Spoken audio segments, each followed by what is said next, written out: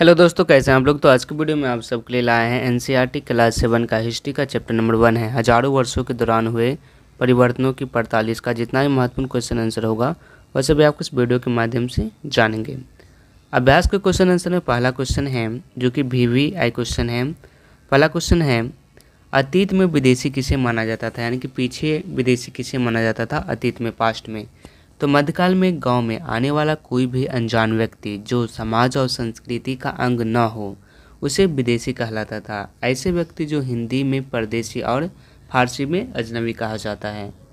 Next question है, निम्नलिखित में सही और गलत को बताना है। क है, सन 700 के बाद के काल के संबंध में अभिलेख नहीं मिले, जो कि सत्य है। ख है, इस काल के दौरान मराठों ने अपने राजनीतिक महत्व की महत्ता दी, जो कि सही है। ग है, कृषि केंद्रित वस्तुओं के विस्तार के साथ कभी कभी वनवासी अपनी जमीन से उखाड़ बाहर कर दिए जाते थे, जो कि ये सही है। नेक्स्ट है, सुल्तान या गयासुद्दीन बलबन असम, मणिपुर तथा कश्मीर का शासक था, जो कि गलत है। नेक्स्ट क्वेश्चन नंबर 3 है, रिक्त स्थानों को भरना है। क है, अभिलेखागारों में खाली स्थान रखे जाते हैं। तो अभिलेखागारों में क्या रखे जाते हैं, दस्तावेज रखे जाते हैं। ख है, खाली स्थान 14वीं सदी का एक इतिहासकार था। कौन? तो जियाउद्दीन बर्नी क्या था, तो 14वीं सदी का एक इतिहासकार था। ग है, खाली स्थान और खाली स्थान क्या है, तो खाली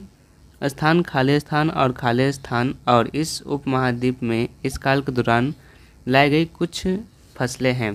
तो क्या क्या, तो आलू, मिर्च, चाय और कॉफ़ी इस उपमहाद्वीप में इस काल के दौरान लाई गई क्या है, तो कुछ फसलें हैं। नेक्स्ट क्वेश्चन है, इस काल में हुए कुछ प्रौद्योगिकी परिवर्तनों की तालिका आपको बनाना है। तो आइए देख लेते हैं।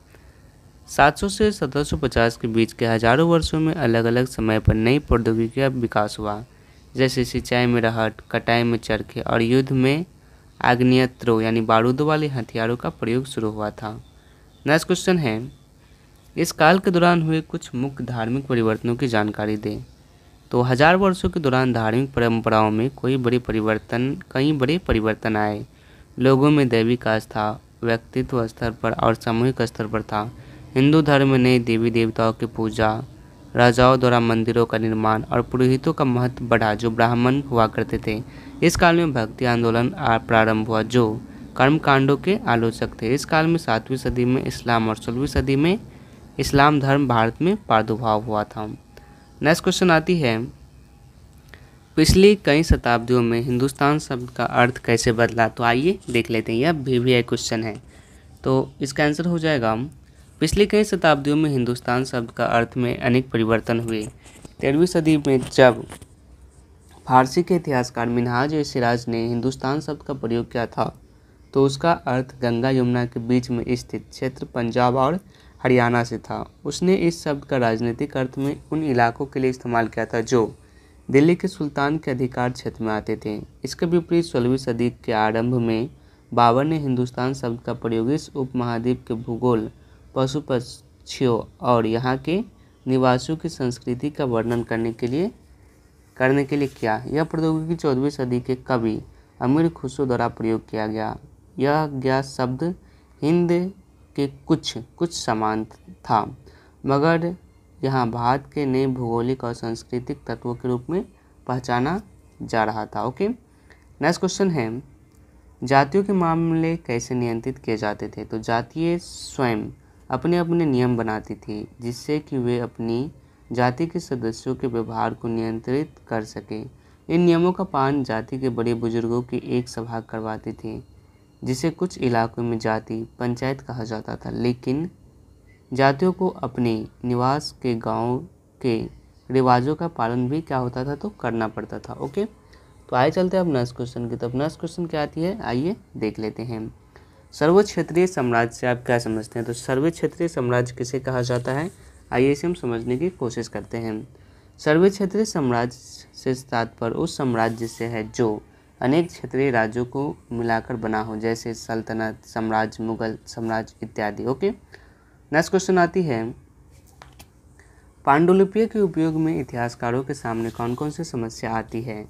तो पांडुलिपियों के उपयोग में इतिहासकारों के सामने निम्न समस्या आती है। क है, पहला समस्या है कई बार पांडुलिपियाँ की लिखावट को समझने में दिक्कत आती है। दूसरी समस्या है, आज हमें लेखक की मूल पांडुलिपि शायद ही कहीं मिलती है। तीसरा, मूल पांडुलिपि की नई प्रतिलिपियाँ बनाने का समय लिपिक छोटे मोटे फेरबदल करते चलते हैं, कहीं कोई शब्द कहीं कोई वाक्य। सदी दर सदी प्रतिलिपियों का भी क्या होता है, तो प्रतिलिपि बनती रही है। अंततः एक ही मूल ग्रंथ की भिन्न भिन्न प्रतिलिपियाँ एक दूसरे से बिल्कुल अलग हो गई है। चौथा, इतिहासकार को बाद के लिपिकों के द्वारा बनाई गई प्रतिलिपियों पर ही पूरी निर्भर रहना पड़ता है। इसीलिए इस बात का अंदाज़ा लगाने के लिए कि मूलतः लेखक ने क्या लिखा था, इतिहासकारों को एक ग्रंथ की विभिन्न प्रतिलिपियों का अध्ययन करना पड़ता है। नेक्स्ट क्वेश्चन आती है, इतिहासकार अतीत के कालों या युगों में कैसे विभाजित करते हैं? क्या इस कार्य में उसके सामने कई कठिनाइयाँ आती हैं? तो अधिकतर इतिहासकार आर्थिक तथा सामाजिक कारकों के आधार पर ही अतीत के कालखंडों की विशेषताओं तय करते हैं। इस आधार पर इतिहासकार को प्राचीन, मध्य और आधुनिक कालों में बांटा गया है।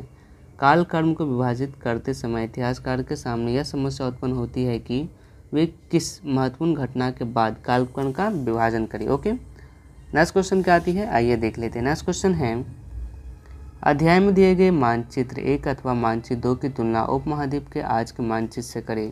तुलना करते हुए दोनों के बीच जितनी भी समानताएं और असमानताएं हैं उसकी सूची बनाना है। तो मानचित्र 1 अरब भूगोलवेत्ता अल इदरीसी ने 1154 में बनाया था। मानचित्र 2 जो है फ्रांसीसी मानचित्रकार ने 1720 में बनाया था। दोनों मानचित्र कुछ समानता और असमानता है। तो दोनों मानचित्र में क्या समानता है? पहला समानता है, इस मानचित्र में वर्तमान मानचित्र की भांति भारत उपमहाद्वीप को दर्शाया गया है। इस मानचित्र में कुछ जाने पहचाने नाम भी है, जैसे कि कन्नौज और सूरत। ये क्या है? तो जाने पहचाने कुछ नाम हैं। दूसरा असमानता क्या है? तो दूसरा असमानता है, अल इदरीसी के नक्शे में दक्षिण भारत उस जगह है जहां आज हम भारत होंगे और श्रीलंका का द्वीप ऊपर की तरफ है।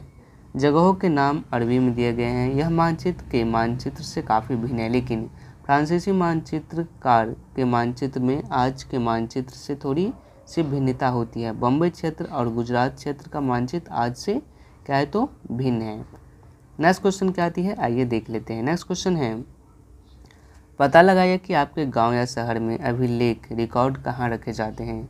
इन अभिलेखों को कौन तैयार करता है? क्या आपके यहाँ कोई भी लेखागार है? उनकी देखभाल कौन करता है? वहाँ किस तरह के दस्तावेज संग्रहित है? उसका उपयोग कौन लोग करते हैं? तो ग्रामीण क्षेत्रों के अभिलेख यानी रिकॉर्ड जिला मुख्यालय में रखे जाते हैं। इस अभिलेखों को विभिन्न विभाग के कर्मचारी तैयार करते हैं तथा शहरों के अभिलेख नगर निगम कार्यालयों में रखे जाते हैं और ऐतिहासिक अभिलेख को अभिलेखागार में रखा जाता है। अभिलेखागार की देखभाल उसके अंदर नियुक्त कर्मचारी के द्वारा की जाती है। इसका उपयोग शोधार्थियों द्वारा अथवा विभिन्न विभागों द्वारा समय समय पर भी किया जाता है। ओके, तो आज के वीडियो में बस इतना ही। वीडियो पसंद आया तो वीडियो को लाइक कीजिएगा। अगर आप इसका PDF डाउनलोड करना चाहते हो तो डिस्क्रिप्शन में लिंक है, आप वहाँ से जाके PDF डाउनलोड कर सकते हैं। और यह वीडियो देखने के लिए आप सभी का बहुत बहुत धन्यवाद।